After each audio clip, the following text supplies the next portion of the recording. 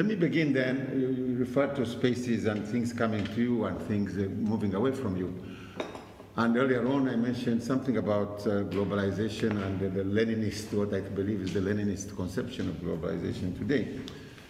Let me begin by the idea of what they call a Doppler shift or Doppler effect. And that is, if objects are moving towards you, they loom larger and larger. And if they are moving away from you, they loom smaller and smaller. The same goes for sound as well.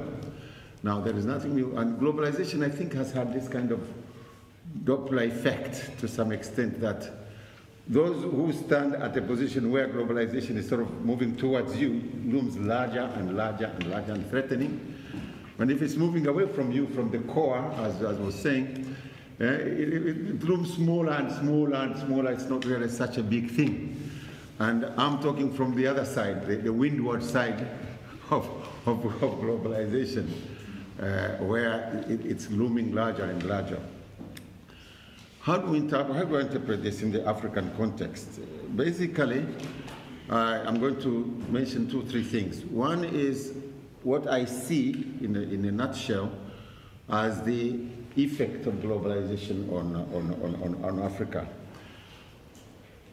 Globalization today in the African continent is basically, the contradictions reveal themselves on the one hand on resources, Africa's resources, and the role they are playing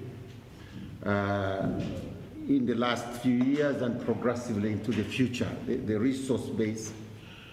And by this, I'm talking about material resources by and large.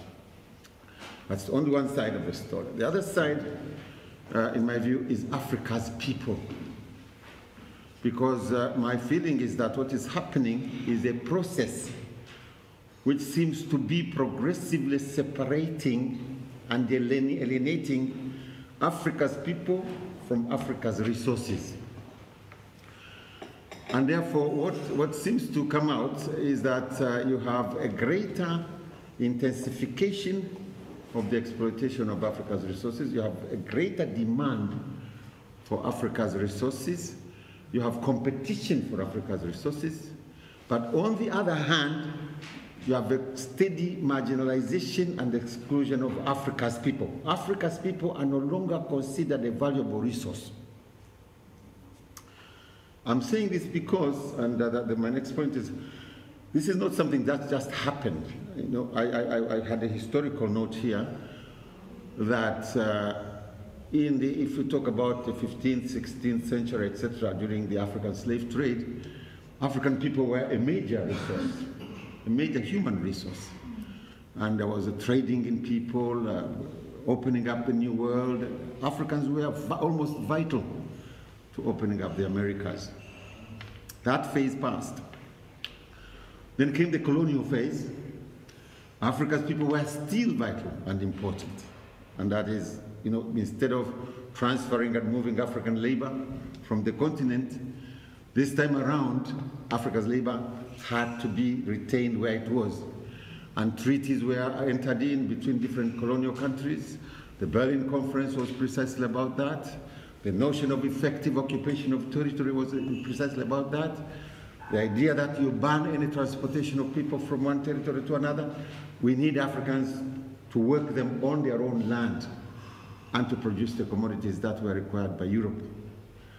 My fear is that this time around, during this phase, Africans have been basically being rendered redundant in the emerging international division of labor.